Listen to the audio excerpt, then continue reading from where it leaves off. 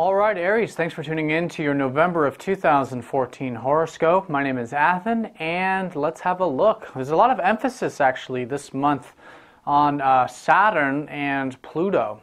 Mostly Saturn, though. And Saturn's been transiting your guys' 7th house of the house of relationships, but guess what? He's changing signs. He's leaving that sector, which might be pretty nice. You know, could go either way, but there's been a lot of commitment and well, I'll just say responsibility and maturity that has been playing a role in your guys' relationship sector. So, you know, having that mature approach to things, and I think a lot of you are sort of graduating from that, you might say, leveling up. And this is taking you into a much deeper part now, a much deeper part, and it is involving your relationships as well, getting a little bit deeper with relationships, but still in that mature sort of way. Now, Saturn is going into your 8th house, and that's where a lot of this activity is going to be taking place this month, actually. So, in regards to that 8th house, you know, that's the house of change. That's the house of the phoenix, rising up out of the ashes, and it's the house of death, and it's also the house of life. So, it's everything in the universe that's constantly changing, and overall, it's just wanting to just get more real, wanting to get more meaningful with things, and this is all areas of life. And like I said, I think it is strongly associated with relationships because Saturn's moving into that sector from your 7th. There was a lot of emphasis on relationships last month, actually, and so you know, that's why I feel, you know, anytime a planet or there's a configuration from the 7th to the 8th, it's usually carrying over into the much deeper side of things with relationships. But overall, like I said, it's all areas, and a lot of you will be having a lot of changes this month, I really feel.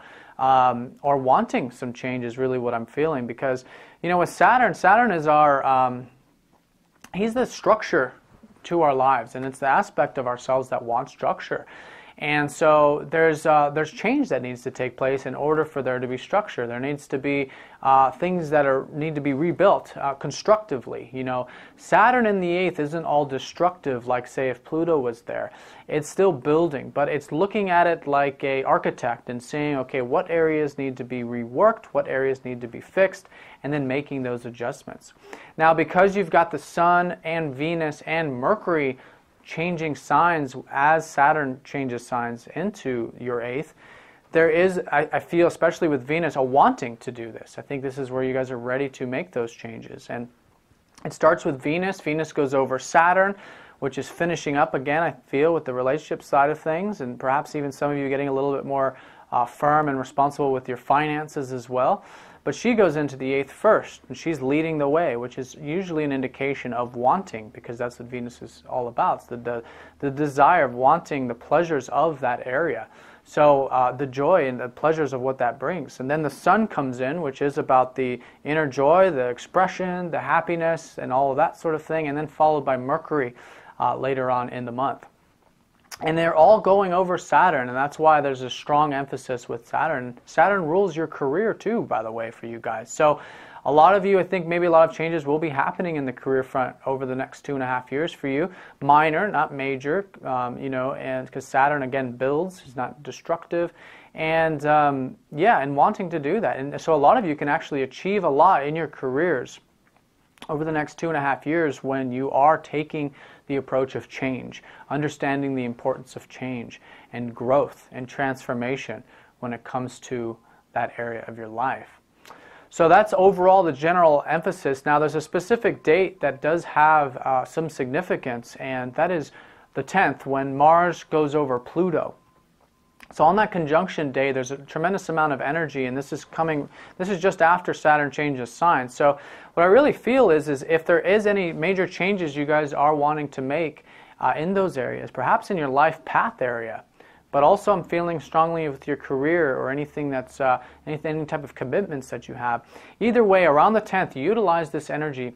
There's a lot of power, there's a lot of powerful energy here, but it needs to be utilized in a purposeful way, with direction, because it's all happening in Sagittarius. So use it in any way you want. Just make sure it's channeled correctly, because the energy can be high. So, you know, if you find the energy being too high, it might be a good time to kind of work that energy off, you know, through working out or jogging or that sort of thing.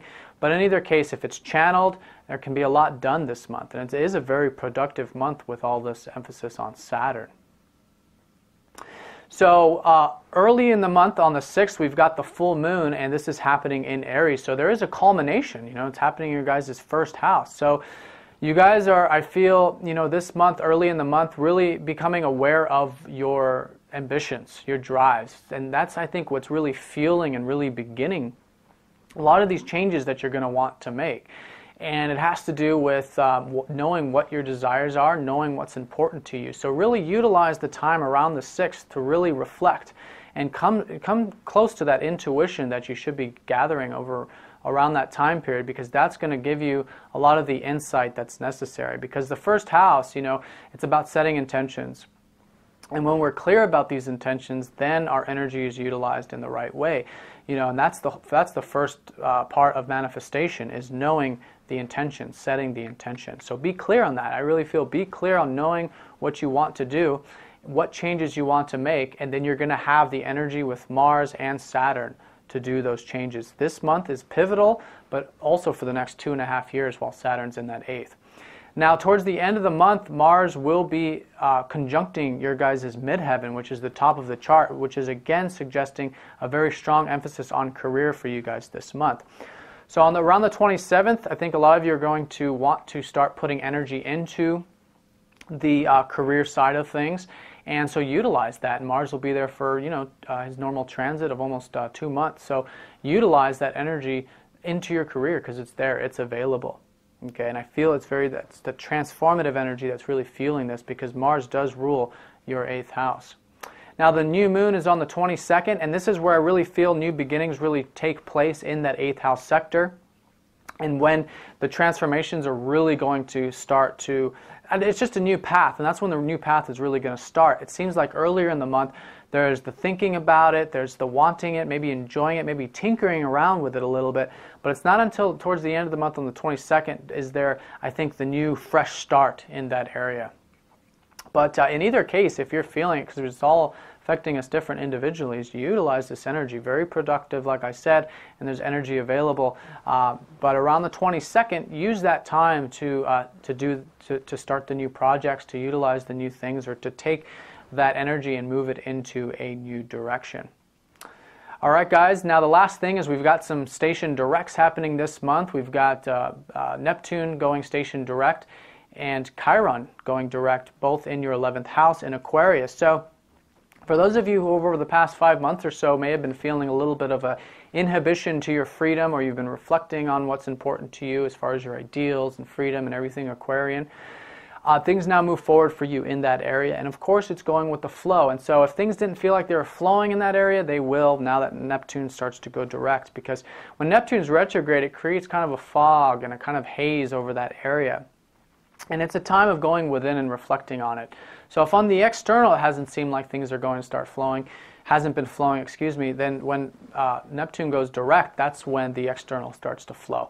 So that's good to know, and that's something that I think will be playing a role significantly, because at the end of the day, freedom is what refreshes us. Freedom is what gets us moving. And with Pluto and all this activity in your 9th house, there is an emphasis on freedom, and you guys wanting to expand your horizons, wanting to have this path unfold and move into a direction. So it looks like things are really starting to shift and open up in terms of that, which will then lead you into, I think, changes of wanting to be of service, which is what the 10th house is all about. And that's really what I mean about career. It's not necessarily just for money. It's anything you're doing for public and being of service to others. That's where the emphasis I really feel is going to be for you guys this month. All right, so I'm going to draw a card and see where Spirit would like a little bit more emphasis for you guys. Okay, Pluto. Well, he's the ruler of that 8th house, and that's the transformation. So let's talk a little bit about that. Like I said, on the 10th, there is the contact with Pluto, and Pluto is about death, and he's about life and birth, and it's the rebirth, it's the transformation.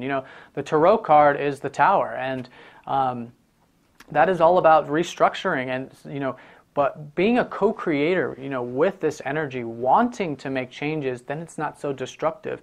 You see, Pluto gets a bad rap a lot of times because a lot of us are so resistant to change sometimes.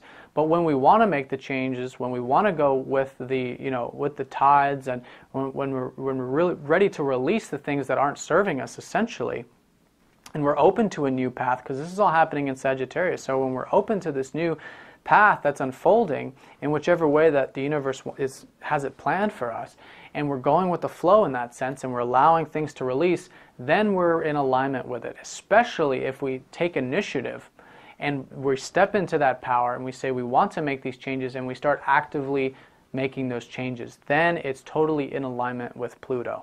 So that's what I really feel. Make those changes, guys, because now is the time of the year to do that, with the sun going in there and all this.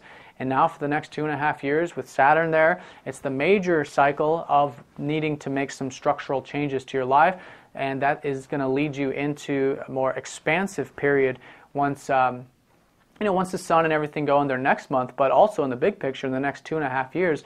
The more you're able to release now and structurally build, you'll have a solid foundation for the years to come, especially when Saturn goes into Sagittarius.